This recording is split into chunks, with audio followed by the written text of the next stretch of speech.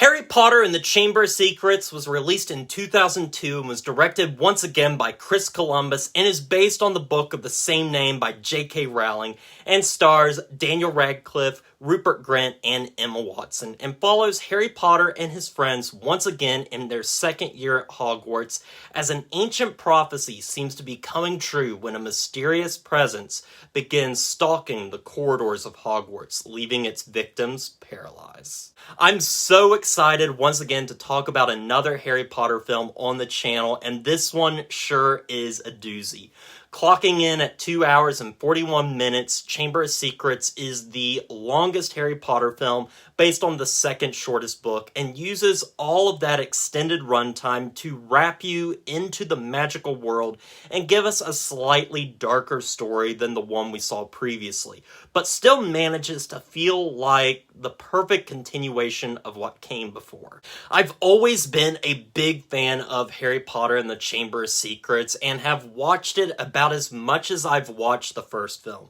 I love the look and warmth of Hogwarts in these first two films, and there's just something absolutely magical about these films that sadly never gets fully replicated in the later movies. However, I wouldn't say Chamber of Secrets ends up hitting all the highs that the first one did, but in the end, I still think we get a very good movie that ups the ante in intrigue and gives us another fun adventure. And I'm very surprised this film is often at the bottom of many people's lists of the films because I think it's one of the best ones.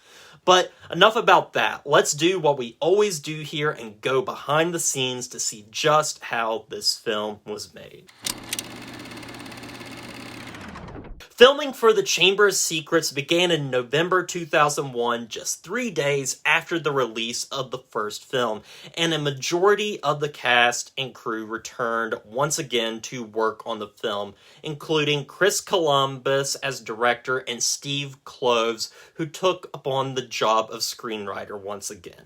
Stuart Craig also returned as the production designer to design new elements not seen in the previous film, such as the burrow, the flying car, which would have some of the scenes filmed before principal photography even began, and the 249-foot-long and 120-foot-wide Chamber of Secrets, which is still the largest set ever created for the films.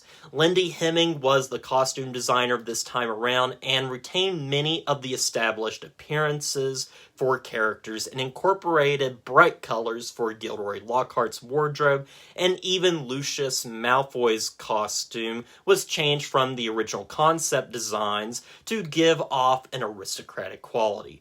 Other small things such as Ron's hand-me-down robe being gray and tattered compared to the rest of the cast was also implemented. Filming took place in Leavesden Film Studios as well as the Isle of Man, and locations such as King's Cross were used once again for the filming location of Platform 9 3/4. Locations such as Gloucester Cathedral, Durham Cathedral, Einwick Castle, and many more were used for the interiors of Hogwarts. This time around, Roger Pratt was brought on as the film's cinematographer in order to give the film a darker and edgier feel than the previous film, and thus would reflect the growth of the characters. Also, interestingly enough, Cambridge linguist Francis Nolan helped in developing the Parseltongue language used for the film. As for the sound, which I didn't discuss much in my previous review, due to the events of the story, the sounds for the film were expanded upon, such as the deep growl for the Whomping Willow, babies crying for the mandrakes, and a mix of tiger roars, horses, and elephant sounds for the basilisk at the end of the film. Visual effects work took 9 months to make and far exceeded the amount used for the first film, with creatures such as the basilisk, the spiders, including the huge Aragog puppet, and Fawkes the Phoenix and Dobby the house elf as well. Jim Mitchell and Nick Davey in particular were in charge of creating CG characters such as Dobby, the basilisk, and the Cornish pixies. The company, though, ended up producing 251 shots, 244 of which made it into the finished film. According to Nick Dudman, who supervised the creation of many of the practical effects and creatures, Aragog was the most challenging character to create. The giant spider stood nearly 9 feet tall and 18 feet wide, with legs that were controlled by different team members. It took 15 people to operate the animatronic Aragog. Music was once again composed by John Williams, who had trouble this time around due to composing many different films at once, including Attack of the Clones, Minority Report, and Catch Me If You Can. William Ross, though, was brought in to arrange themes from the previous film into new material whenever Williams was unavailable. Nonetheless, many new themes made it into the film, as well as some old ones that makes the film really feel like a sequel, as the themes are expanded upon in this one. The film held its premiere on November 3rd, 2002, and ended up breaking multiple records upon its release. It would go on to gross $879 million at the box office, and like the first film, was well received by critics that praised its darker story and set design. There's really not that much more to say about the production of Chamber of Secrets, as they smoothly transition from working onto the first film into this film, and ultimately proved to be a great success for Warner Brothers. But with that out of the way, let's talk about my own thoughts on the film. So I hold a lot of nostalgia for this film, as well as the last one we talked about. They were some of the first movies I ever saw in theaters, and they were a big part of shaping my childhood. But upon revisiting both of these films and really breaking them down, I wish that we had gotten the rest of the movies in this franchise in the style of these first two films. I'm not saying I don't like the style they went with for the films moving forward, but I have to say that I much prefer the aesthetic of the first two films to the ones that came after. The two Chris Columbus films, I think, are some of the best children's films out there, and I like how this film builds off of the last film and very subtly gets more complex and very slightly tweaks the color grading, which the film after this abandoned altogether as they changed the hues from blue to gray to brown to gray again. These first two films have a consistency to them that I absolutely admire, and I wish we could have gotten more of this style in the films that came after.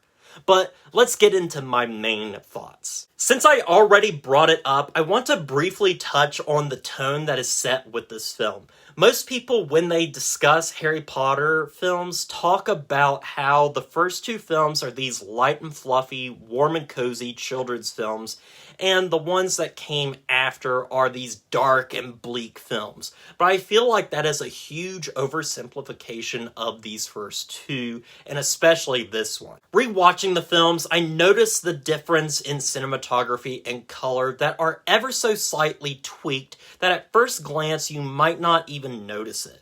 But it's there. The first film is bathed in an orange candlelight glow, while this film certainly has that, but the colors are ever so slightly muted. Not enough to see a major difference, but it definitely gives a different feel for the movie, which makes sense as Chamber of Secrets is a darker story, and Columbus wanted to reflect that with the look of the film, and sadly, I think the films after this, for the most part, went overboard with this concept because it makes it super jarring when each film changed the coloring too much. But I think Chamber of Secrets hits that balance perfectly. This film just ends up looking beautiful.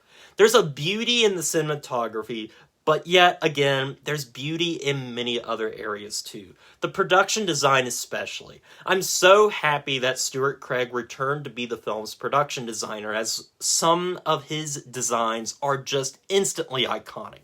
The Chamber of Secrets set is massive in scale and is also dark, damp, and really feels like some sort of ancient relic from the past. My imagination always went wild, wondering about all the little nooks and crannies and wondering what laid behind that stone head of Salazar Slytherin. Also, that huge bust of Salazar Slytherin's face is just fantastic to look at. The Harry Potter series, I think, has always done a great job of making some memorable set pieces, and I think this film is made up of quite a few that would become mainstays, such as the Defense Against the Dark Arts classroom, with the iconic dragon skeleton, or Moaning Myrtle's bathroom, which they reused and redecorated for the sixth film. This film also gives us some great effects when it comes to creatures. The first film had its fair share of magical beasts, such as the three-headed dog Fluffy, the Norwegian Ridgeback, Dragon, Norbert. But Chamber of Secrets, we have Fawkes the Phoenix, giant spiders, the basilisk, the Whomping Willow itself, mandrakes, and the house elf himself, Dobby. I love that a lot of these effects end up being a mix of CGI and practical, especially when it comes to the Whomping Willow and the mandrakes. But what about the story of the film? How does that stack up from what came before? Well, Chamber of Secrets has the benefit of not having to deal with the huge amount of world building that took up the first hour of the first film, which allows this movie's story to kick off right from the start with the introduction of Dobby, who has come to warn Harry about returning to Hogwarts. At their core, the Harry Potter movies, and the books for that matter, are mysteries, and Chamber of Secrets wastes no time setting up its mysteries early on, and they eventually all end up tying into the main narrative of the film. The movie is also a lot more chaotic this time around, with scenes that weren't necessarily in the book, but are added to great tension, such as Harry and Ron almost getting hit by the Hogwarts Express, Harry almost falling out of the flying car, and the Quidditch match between Slytherin being a chaotic mess with the rogue bludger literally knocking people off of their brooms and falling hundreds of feet in the air. It's actually a little crazy how carried away this film can get with its own spectacle, but I don't really find it too much of a problem. It's just a fun observation. The real meat of the story happens when the school is threatened when a disturbing message is written on the wall claiming that the Chamber of Secrets, a secret chamber built in the school by one of the school's founders, is open again, which means all the Muggle-borns in the school, such as Hermione, are in danger, and soon students begin getting attacked and petrified. The stakes really feel high in this one, and our characters feel in much more danger than before. There's a great sequence where Harry, Ron, and Hermione start jumping to conclusions, believing Malfoy might be the heir of Slytherin, and causing all of the attacks, so they hatch a plan to transform themselves into Malfoy's friends and infiltrate the Slytherin common room in hopes of learning more. There's also my favorite sequence in the entire film, where Harry comes upon this diary where he can communicate with the past student Tom Riddle, who was alive when the chamber was open before. Harry gets transported into the book and witnesses the horrific events. The film uses a black and white filter for these scenes that adds an eeriness to them that makes it one of the most haunting sequences in the entire series. The film also delves a lot more this time around into something that was touched on with the first film, that being that not all wizards are good. We already witnessed a divide with characters such as Malfoy and Lord Voldemort, but in this film we see it even more so with Malfoy once again, as well as his father Lucius Malfoy, played wonderfully by Jason Isaacs, and the wizards and witches seen in the nefarious Nocturne Alley. We see that Lucius Malfoy has a real distaste for the Weasley family, especially when it comes to Ron's father's fascination with Muggles and the befriending of Hermione's parents, who are Muggles as well. But it all comes to a head when Malfoy says the wizarding world equivalent of the N-word, and calls Hermione a mudblood, which is a term used for those who have no magical parents and so are seen as lesser wizards and witches because of that. I love how this film talks about such complex issues in a children's film like this. I also have to bring up my favorite new character in this film, that being Gilderoy Lockhart, played perfectly by Kenneth Branagh. He manages to be both charming, likable, annoying, stupid, dumb, and horrible all at once. This is such a great character that at first is pretty much played for laughs in the film, but it turns out is far more sinister than you might have thought at first. The introduction of the character Dobby is also excellent. The character can be frustrating, but he ultimately means well, and his design, I think, helps with his likability and the pity you feel for him. And it would be a complete disservice not to talk about Richard Harris in his final performance as Dumbledore. This man was Dumbledore. From the look to the warmth he showed on screen, he performs his scenes with such class and makes every word feel important, and even his words are very wise, and even something I think we could learn from, such as the line he gives at the end of the film. It is not our abilities who show us who we truly are. It is our choices. Finally, though, let's get into this climax, which I think is just phenomenal. It's surprising, action-packed, and provides us with some great character moments. Harry facing off against the basilisk is both terrifying and tense, as well as exhilarating. But his final moments when he decides to destroy the memory of Tom Riddle, who has been revealed to be a young Voldemort, by stabbing the diary with the basilisk fang, is so satisfying, and the following scenes where Harry indirectly rescues Dobby from serving the Malfoy family. Then we come to the final scene of the movie, which is, for me, almost as good as the ending to the first film, and almost better if it wasn't for feeling like a bit too much and coming off as silly. We get the great reuniting of Hermione with Harry and Ron, but then we end on this triumphant return of Hagrid, who had been sent to the wizard prison Azkaban after he was being blamed for the attacks. The scene is still great, if a bit hokey, but when that music swells, it doesn't matter. That scene pulls you in and makes sure you feel every possible emotion. And that leads to my final point I want to make about this film, that being the music. This was scored once again by John Williams with help by William Ross, and it manages to be familiar with many returning tracks, but also expanded with some new ones that make it just as good, if not better, than what came before. So you would think after all that, I would end up liking this movie just as much as the first one, and although I can say I love it, I don't think it is as strong as the first one. I think the film suffers from bloat. The film is the longest Harry Potter film, clocking in at 161 minutes, and I don't really think the runtime is the issue for me, but mainly the succession of events in the story. I noticed this especially in the last half, where major story events will just fly by like they're trying to check all the boxes before they get to the end of the film. But other times, scenes will feel dragged out.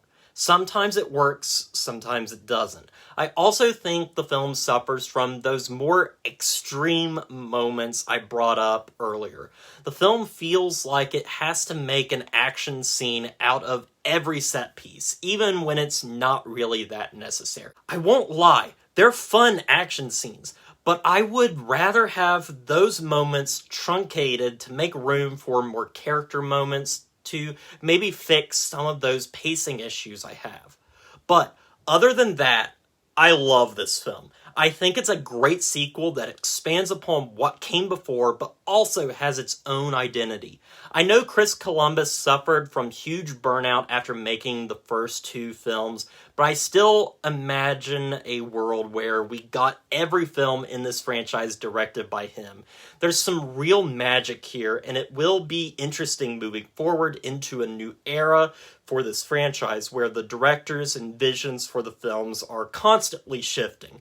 I can't wait, but as it stands, I think Chamber of Secrets is a great film and one of the best in the franchise.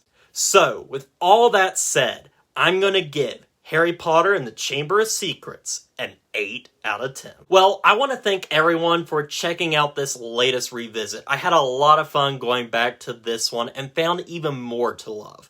But what do you think of Harry Potter and the Chamber of Secrets? Let me know, and as always, don't forget to like, comment, and subscribe to the channel. And stay positive.